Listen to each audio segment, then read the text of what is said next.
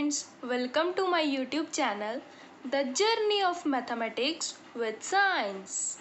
Guys, हम अपनी matrix class में आज नया टॉपिक स्टार्ट कर रहे हैं, वो है हमारा transpose of a matrix. Clear कि अब आज हम मैट्रिक्स का ट्रांसपोज पहले समझेंगे क्या होता है, फिर उसे फाइंड करेंगे कैसे फाइंड कर सकते हैं। ये देखिए, सबसे पहले मैं आपको बता दूं कि ट्रांसपोज ऑफ अ मैट्रिक्स होता क्या है।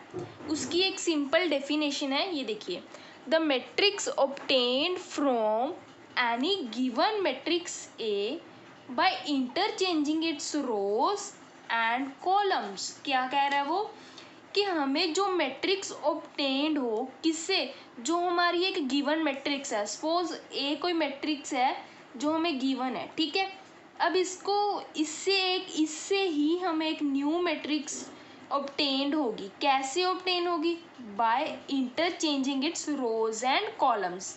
दैट मीन्स इस मैट्रिक्स के जो रोज होंगे, ठीक है, जो हमारी गिवन मैट्रिक्स है उसकी रोज, जो हमारी न्यू मैट्रिक्स होगी वो इसके कॉलम बन जाएंगे। ठीक है, ये देखिए, ये कह रहे हैं the matrix obtained from any given matrix A, ठीक है, by interchanging its rows and columns. Columns मतलब जो इसके कॉलम्स होंगे वो इस मैट्रिक्स की रोज बन जाएंगी। Clear? Is called its transpose and is denoted by A dash और ए ट्रांसपोज टी। ठीक है, तो जो ट्रांसपोज ऑफ मैट्रिक्स होता है, या तो हम ए के ऊपर छोटी सी डैश लगा के उसको रिप्रेजेंट कर सकते हैं, या फिर हम ए के ऊपर टी लिख सकते हैं। टी आप कैपिटल भी लिख सकते हो, कुछ बुक्स टी स्मॉल भी लिखती हैं। आप इन तीनों में से किसी भी तरीके से ट्रांसपोज ऑफ मैट्रिक्स को डिनोट कर सकते हो, जैसे आपको इजी लगता है। क्लियर? बस याद रखना एक बहुत ही सिंपल थिंग है। क्या चेंजेस होती है इसमें कि जो गिवन मैट्रिक्स की रोज होती हैं वो कॉलम्स में बन जाती हैं, और जो कॉलम्स होते हैं वो रोज बन जाते हैं। देखिए, मैं पहले आपको एक एग्जांपल लेके दिखाऊं। अगर मेरे पास कोई मैट्रिक्स ए है जिसकी एलिमेंट्स हैं 1 3 2 5। क्लियर? ये मैट्रिक्स है हमारे पास, तो इसका ए ट्रांसपोज क्या होगा? ये देखिए, ट्रांसपोज के डेफिनेशन के अकॉर्डिंग क्या करना है हमें, जो इसकी रोज है वो इसके कॉलम्स बन जाएंगे, जो इसके कॉलम्स हैं वो इसकी रोज। अब इसकी रो फर्स्ट की है, ये है इसकी रो, तो इसको हम ऐसे लिख देंगे। फर्स्ट रो को, ये जो हमारा रो R1 थी, इसको हमने क्या बना दिया, इसका कॉलम बना दिया। और ये जो इसकी सेकंड रो है इसे हम क्या बना देंगे, इसका second column. That means 2 5। Clear? By interchanging its rows and columns है। आप एक बात याद रख लीजिए, सेकंड थिंग ऑटोमेटिकली चेंज हो जाएगी। देखिए, हमने क्या किया था, सिर्फ रो को चेंज किया था, कॉलम अपने आप चेंज हो गया। ये था इसका कॉलम 1, ये देखिए इसकी रो बन गई 1 2। अब ये था इसका सेकंड कॉलम, ये देखिए इसकी सेकंड रो बन गई। तो आपने बस एक चीज़ ही लर्न रखनी है कि या तो आप पूरी मैट्रिक्स की रोज चेंज कर दीजिए या पूरी मैट्रिक्स के कॉलम्स चेंज कर दिए। जैसे आपको इजी लगता है वैसे कर सकते हो। क्लियर है? तो ए से ए ट्रांसपोज कैसे बनता है, उसकी रोज या कॉलम्स। अगर देखिए, मैं कॉलम आपको इंटरचेंज करके दिखाऊं, ये थी हमारी गिवन मैट्रिक्स 1 3 2 5। अब मैं क्या है आपको इसके कॉलम इंटरचेंज करके दिखाती हूँ। ये है इसका फर्स्ट कॉलम, ठीक है। हमने क्या कॉलम को चेंज करना है, मतलब कॉलम की रो बनानी है, तो यहाँ पे हम 1 लिखेंगे, यहाँ पे हम 2 लिखेंगे। क्लियर? अब ये क्या है इसका सेकंड कॉलम, वो क्या आ जाएगा, इसकी रो बनानी है 3 5। ठीक, तो ये देखिए ये क्या बन गई, इसकी रो 1, और ये क्या बन गई, इसकी रो 2। सेम ही है ना। दैट मीन्स आपने बस एक चीज़ लर्न रखनी है, या तो आप रो को चेंज कीजिए या फिर कॉलम को चेंज कीजिए, बट डेफिनेशन में दोनों चीज़ों को मेंशन करेंगे, ठीक है, क्योंकि बाय इंटरचेंजिंग वर्ड लिखा है हमने। क्लियर है? अब ये थी कि इसको कन्वर्ट कैसे करते हैं। अब अगर बात करें, ये तो मैंने स्क्वायर मैट्रिक्स ले ली थी, मैंने जो मैट्रिक्स ली थी वो 2x2 की थी, जो मेरे पास बाद में मैट्रिक्स आई वो भी 2x2 की आई। अब अगर मेरे पास कोई रेक्टेंगुलर मैट्रिक्स हो, दैट मीन्स कोई अगर मैट्रिक्स है मेरे पास, उसका ऑर्डर है 2x3, ठीक है, स्क्वायर मैट्रिक्स नहीं है, तो जो हमारी ये मैट्रिक्स आएगी ट्रांसपोज करके, उस मैट्रिक्स का ऑर्डर हो जाएगा 3x2। क्लियर है?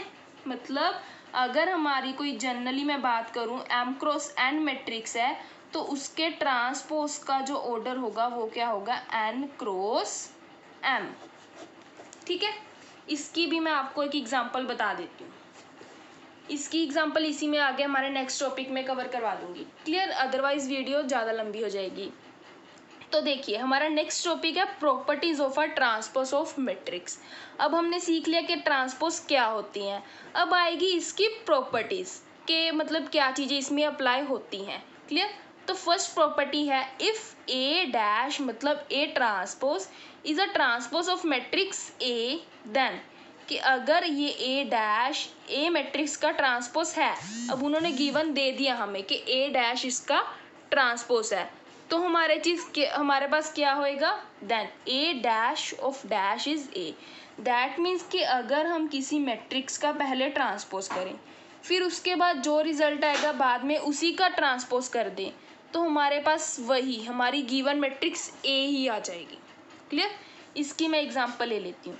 इसके एग्जांपल में मैं क्या लूँगी, ऐसी मैट्रिक्स ले लेती हूँ 2 क्रॉस 3। ये देखिए 1 3 5 6 2 7। क्लियर है? अब मैंने ये मैट्रिक्स ए ली है जिसका ऑर्डर है 2 क्रॉस 3। तो अब हम क्या फाइंड करेंगे, इसका ट्रांसपोज फाइंड करेंगे। ट्रांसपोज की डेफिनेशन क्या कहती है कि इसके रोज किस में चेंज हो जाएंगे, कॉलम में। देखिए तो इसका ये कॉलम हो जाएगा 1 3 5। अब सेकंड रो ये रही, ये क्या 6 2 7 कंप्लीट। थर्ड रो है ही नहीं तो हमारा कॉलम भी बस 2। मतलब जितनी ए मैट्रिक्स में रोज होंगी उतनी हमारी ट्रांसपोज में क्या हो जाएंगे, कॉलम्स हो जाएंगे। तो इसका ऑर्डर क्या था 2 क्रॉस 3। अब इसमें 3 रोज कॉलम 2 तो ऑर्डर क्या आ गया 3 क्रॉस 2। ये बात क्लियर हो गई कि जब रेक्टेंगुलर मैट्रिक्स हो तो उनका ऑर्डर कैसे चेंज करता है। सेकंड थिंग, अब जो हम प्रॉपर्टी की बात कर रहे थे वो सबसे पहले हमने ए ट्रांसपोज फाइंड कर लिया। अब हमने क्या करना है, ए ट्रांसपोज ऑफ ट्रांसपोज चाहिए मतलब इसका ट्रांसपोज। ठीक है, अब हम इसका ट्रांसपोज फाइंड करेंगे। इसकी डेफिनेशन के अकॉर्डिंग क्या होगा, इसका कॉलम किस में चेंज हो जाएगा, रो में। ये देखिए 1 3 5। अब ये कॉलम किस में चेंज होएगा, रो में 6 2 7। क्लियर? ये आ गया। तो ये मैट्रिक्स और ये बिल्कुल सेम है ना, मतलब ये क्या है, हमारी ए ही है जो हमें गिवन मैट्रिक्स थी। तो क्या कहती है ट्रांसपोज की प्रॉपर्टी कि अगर हम किसी चीज़ का ट्रांसपोज करें तो हमें वही रिक्वायर्ड गिवन मैट्रिक्स आ जाती है हमारे पास। क्लियर है?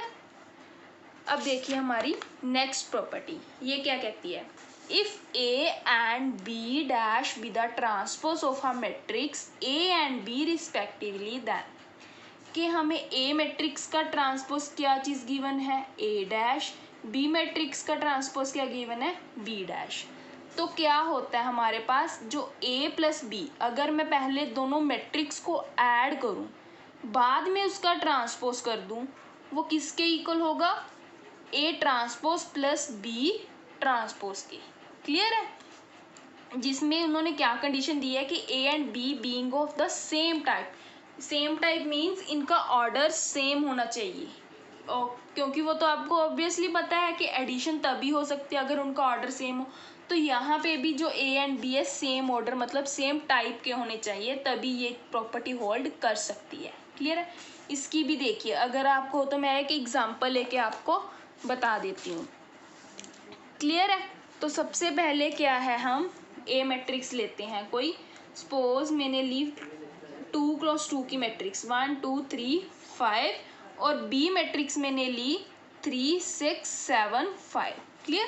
तो सबसे पहले हमें क्या चाहिए, ए प्लस बी चाहिए। हम ए प्लस बी फाइंड करेंगे मतलब इन दोनों को ऐड डायरेक्टली मैं कर रही हूँ। क्या आ जाएगा, 1 + 3 = 4, 2 + 6 8, 3 + 7 10, 5 + 5 = 10। क्लियर है? अब हमने क्या करना है, इसका ट्रांसपोज फाइंड करना है। तो हम क्या करेंगे, ए प्लस बी का ट्रांसपोज फाइंड कर देंगे। मतलब इसकी जो रोज है वो कॉलम में कन्वर्ट हो जाएंगी। तो 4 8 क्या ऐसे कॉलम बन जाएगा, ये रो भी कॉलम में कन्वर्ट हो जाएगी। क्लियर है? तो हमारे पास ए प्लस बी ट्रांसपोज का ये रिजल्ट आ गया। ये चीज़ें यहाँ तक हमारी लेफ्ट साइड होगी। अब हम फाइंड करेंगे हमारी राइट साइड। राइट साइड के लिए किया है। हमें ए मैट्रिक्स गिवन है 1 2 3 5। हमने इसका क्या फाइंड करेंगे, ए ट्रांसपोज। क्लियर, ट्रांसपोज किया, इसकी रो किस में चेंज हो जाएगी, कॉलम में। तो यहाँ पे 1 2 3 5। क्लियर। ऐसे ही बी मैट्रिक्स हमारी क्या थी, 3 6 7 5। क्लियर। तो बी ट्रांसपोज वो क्या हो जाएगी, इसकी रोज किस में कन्वर्ट हो जाएंगी, कॉलम में, 3 6 7 5। क्लियर है। अब हमने क्या फाइंड करना है, A transpose plus B transpose. तो A transpose plus B transpose ये क्या आ जाएगा, ये देखिए 1 3 2 5 प्लस 3 7 6 5। इसका हमने क्या है, ऐड कर देना है। डायरेक्टली कीजिए, 1 + 3 इज 4, 3 + 7 10, 2 + 6 इज 8, 5 + 5 इज 10। ठीक है। तो ये रिजल्ट आ गया हमारा ए डैश प्लस बी डैश का। क्लियर। अब देखिए ये दोनों रिजल्ट बिल्कुल सेम है ना। दैट मीन्स हमारी ट्रांसपोज में ये प्रॉपर्टी होल्ड करती है कि ए प्लस बी का whole transpose is equals to A transpose plus B transpose. Clear. Third property ये क्या कह रही है, if A dash B the transpose of a matrix A then, कि हमें गिवन क्या है, ए का ट्रांसपोज गिवन है ए डैश, देन क्या कह रहा है, के ए का whole dash is equals to K A dash, where K being any scalar. जैसे हमने स्केलर मल्टीप्लीकेशन की थी ना, ये सेम थिंग है, वहाँ पे भी के स्केलर था, यहाँ पे भी के क्या है, के एक स्केलर है। सपोज मैंने इसका भी मैं आपको एक प्रूफ करके दिखाती हूँ। ठीक है, by using an example. Suppose मैंने के की वैल्यू ले ली 6। क्लियर है, के की वैल्यू ली 6 और सपोज मैंने कोई मैट्रिक्स ले ली ए। अब मैं 3 × 3 की मैट्रिक्स लेके दिखाती हूँ, 1 3 5 7 6 2 4 3 9। क्लियर है। हमने क्या फाइंड आउट करना है, पहले के ए का मतलब इस 6 को हम, ये जो हमारी सारी मैट्रिक्स है इसके साथ हम मल्टीप्लाई कर देंगे। क्लियर है। इसको मल्टीप्लाई करके देखिए हमारे पास क्या आता है। 6 स्केलर मल्टीप्लिकेशन क्या कहती थी, कि जो स्केलर होता है वो मैट्रिक्स के ईच एलिमेंट के साथ मल्टीप्लाई हो जाता है। अगर ज़्यादा आपको देखना है तो मैंने इसके ऊपर अपनी लास्ट वीडियो में सारा कुछ बताया हुआ है, आप वहाँ पे देख सकते हो, और इसका लिंक भी मैं अपने डिस्क्रिप्शन में दे दूँगी। क्लियर। तो ये देखिए क्या आएगा, 6 1 = 6, 6 3 = 18, 6 5 = 30, 6 7 42, 6 6 36, आगे 12, 6 4 = 24, 6 3 = 18, 6 9 = 54। क्लियर है। तो ये क्या आ गया हमारे पास, के ए। हमें चाहिए का, के ए का ट्रांसपोज। दैट मीन्स जो इसकी रो है वो किस में कन्वर्ट करनी है हमें, इसके कॉलम में। वो क्या आएगा, ये देखिए 6 18 30 42 36 12। क्लियर। आगे इसकी थर्ड रो थर्ड कॉलम में हो जाएगी, 24 18 54। क्लियर है। ये आ गई हमारी लेफ्ट साइड। अब बात करेंगे हमारी राइट साइड की। वो क्या कह रही है कि हमें के को किसके साथ मल्टीप्लाई करना है, ए ट्रांसपोज के साथ। तो सबसे पहले हमने क्या लिख लिया, के लिखेंगे। के क्या था हमारा 6। उसके बाद क्या लिखना है हमने, ट्रांसपोज। ट्रांसपोज देखिए मैं ए का ट्रांसपोज लिख रही हूँ यहाँ पे, वो क्या आ जाएगा, अगर मैं यहाँ पे पहले ए ट्रांसपोज लिख दूँ, देखिए इसकी रो किस में कन्वर्ट हो जाएगी, कॉलम में। तो 1 3 5, सेकेंड रो फिर सेकेंड कॉलम में, थर्ड रो थर्ड कॉलम में। ठीक है, ये यहीं पे मैं नोट डाउन कर लूँ, 1 7 4 3 6 3 5 2 9। क्लियर है। तो हमारे पास के ए डैश की क्या वैल्यू आ जाएगी, ये देखिए 6 1 = 6, आगे 6 7 42, 6 4 = 24, 18 36, 18 30 12 एंड लास्ट इज 54। क्लियर है। तो ये रिजल्ट था हमारा के ए ट्रांसपोज का, और ये है हमारा के ए ट्रांसपोज। क्लियर है। यहाँ पे क्या है, हमारा ट्रांसपोज बाहर है कंप्लीट के साथ ट्रांसपोज, यहाँ पे ओनली ए के साथ ट्रांसपोज है, बट दोनों का रिजल्ट बिल्कुल सेम है। तो ट्रांसपोज के केस में ये प्रॉपर्टी होल्ड करती है। क्लियर है। अब हमारी नेक्स्ट प्रॉपर्टी क्या है, देखिए A and B being conformable to multiplication, that is it holds reversal law.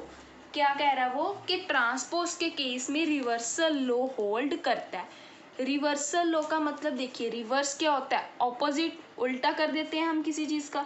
जैसे मैंने क्या कहा था कि मैट्रिक्स मल्टीप्लिकेशन के केस में ये चीज़ होल्ड नहीं करती थी, वहाँ पे हमारा ए बी डैश बी ए के इक्वल नहीं होता था, ठीक है, इन केस ऑफ हमारा मैट्रिक्स मल्टीप्लिकेशन ये चीज़ थी। बट यहाँ पे क्या है, ट्रांसपोज है, तो यहाँ ये चीज़ होल्ड करती है कि मैंने पहले ए बी का होल ट्रांसपोज लिया, उसके बाद क्या लेना है, पहले अकेले बी का ट्रांसपोज लेना है, फिर ए का ट्रांसपोज लेना है, फिर बाद में इन दोनों को मल्टीप्लाई कर देना है, तो मेरे पास रिजल्ट सेम आएगा। क्लियर। इसकी एक एग्जांपल मैं आपको बता देती हूँ। देखिए, मैंने कोई मैट्रिक्स ली ए, वो क्या है, ये देखिए 1 3 2 6 9 2। क्लियर है। और बी कोई मैट्रिक्स ली मैंने 5 6 7 8। ओके, अब इसका ऑर्डर क्या है, 3 क्रॉस 2, इसका ऑर्डर क्या है, 2 क्रॉस 2। नंबर ऑफ इसकी रोज क्या, सॉरी, इसके नंबर ऑफ कॉलम्स 2, इसकी नंबर ऑफ रोज 2, ये दोनों सेम है, दैट मीन्स मल्टीप्लाई हो सकती है। तो अब हम यहाँ पे क्या करेंगे, ए बी मल्टीप्लाई करेंगे, वो क्या आएगा, देखिए हमारे पास इसकी रो और इसका कॉलम उठाना है, क्या आएगा हमारे पास 1 into 5 plus 3 into 7। Okay, next 1 into 6 plus 3 into 8। Clear. आगे क्या आएगा, 2 into 5 plus 6 into 7। Next 2 into 6 plus 6 into 8। Next 9 into 5 plus 2 into 7। आगे क्या आएगा हमारा 9 इंटू 6 प्लस 2 इंटू 8। ठीक है, अब तो बस इसको सॉल्व ही करना है, आप इजीली कर सकते हो। ये क्या आएगा 5 plus 21, 10 plus 42, 14 plus 14, 6 plus 24, 12 plus 48, 54 plus 16। Clear है। तो ए बी की वैल्यू हमारे पास क्या आ गई, 26, 30, 52, और ये क्या आएगा 60, ये 28, और ये क्या आएगा हमारे पास 70। क्लियर है। तो ये रही हमारी ए बी की वैल्यू। अब हमें क्या फाइंड करना है, इसका ट्रांसपोज। ये हमारी मैट्रिक्स कैसी आई, 3 क्रॉस 2 की। अब जो मैट्रिक्स आएगी वो हमारी कैसी हो जाएगी, उल्टी हो जाएगी, मतलब 2 क्रॉस 3 की। ये देखिए, क्योंकि इसकी ये रो क्या कॉलम बन जाएगा, वो क्या आएगा 26, 30, और सेकंड रो क्या आएगी, ये देखिए 52, 60।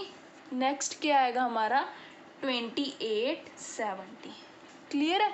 तो इसका ऑर्डर हमारा कितना हुआ, 2 क्रॉस 3।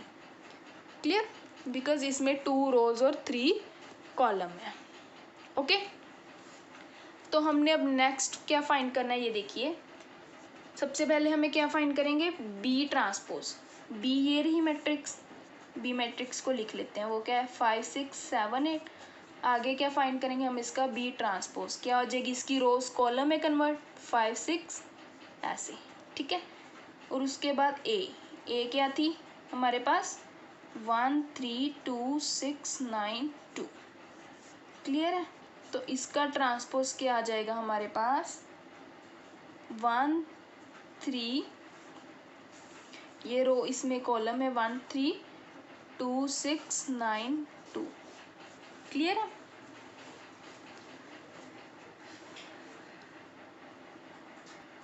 अब देखिए, अब हमने क्या फाइंड करना है, बी डैश ए डैश, मतलब इन दोनों की मल्टीप्लिकेशन, वो क्या है 5 7 6 8।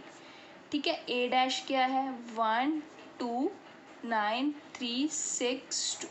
ठीक है, अब इसका ऑर्डर क्या है 2 क्रॉस 2, इसका ऑर्डर क्या है रोज 2 कॉलम 3, 2 क्रॉस 3। तो इसके कॉलम्स कितने हैं 2, इसकी रोज कितनी है 2, दैट मीन्स मल्टीप्लाई हो सकते हैं। क्लियर। तो अब हम इसकी मल्टीप्लाई करेंगे। ठीक है, ये देखिए क्या आ जाएगा, इसकी रो और इसका कॉलम 5 1 ज़ा 5 प्लस 7 3 ज़ा 21। नेक्स्ट 5 2 ज़ा 10 प्लस 7 6 ज़ा 42। नेक्स्ट 5 9 ज़ा 45 प्लस 7 2 ज़ा 14। आगे second row first column 6 plus 8 3 ज़ा 24, 12 प्लस 48, आगे 6 9 ज़ा 54 प्लस 8 2 ज़ा 16। क्लियर है। तो ये देखिए हमारे पास बी ए डैश की वैल्यू क्या आ गई, 21 प्लस 5 26, और ये 42 प्लस 10 52, और ये कितना आएगा हमारे पास 59, ये कितना है 30, और ये 60, एंड दैट इज 70। क्लियर है, क्लियर है। अब ये देखिए यहाँ पे गाइस एक मिस्टेक होगी, सॉरी, 9 5 ज़ा कितना है 48, मैंने ऐड कर दिया, क्या आ जाएगा हमारे पास यहाँ पे 59। ठीक है, तो यहाँ पे भी क्या आ गया हमारा 59। ओके, ये कैलकुलेशन तो आप ऐसे ही कर सकते हो, मैं जल्दी जल्दी से कर रही हूँ तो थोड़ा बहुत हो जाता है। तो ये देखिए क्या है हमारी ए बी डैश और ये है बी ए डैश, इनका ऑर्डर भी देखिए बिल्कुल सेम आया है और इनकी जो एलिमेंट्स थे वो भी बिल्कुल सेम आया। तो हमारा इस ट्रांसपोज के केस में क्या रिवर्सल लॉ होल्ड करता है कि ए बी डैश किसके इक्वल होगा, हमारा बी डैश ए डैश। क्लियर। तो ये थी आज की हमारी प्रॉपर्टीज। ओके, एक बार रिवाइज कर लें। सबसे पहले क्या किया था हमने, ट्रांसपोज ऑफ मैट्रिक्स, जिसमें क्या था हमारा, इसकी डेफिनेशन क्या कहती थी कि जो इसके रोज होंगे वो कॉलम्स में कन्वर्ट हो जाएंगे और कॉलम्स रोज में कन्वर्ट हो जाएंगे। इसको डिनोट कैसे करते हैं, ए डैश या ए कैपिटल टी या ए स्मॉल टी।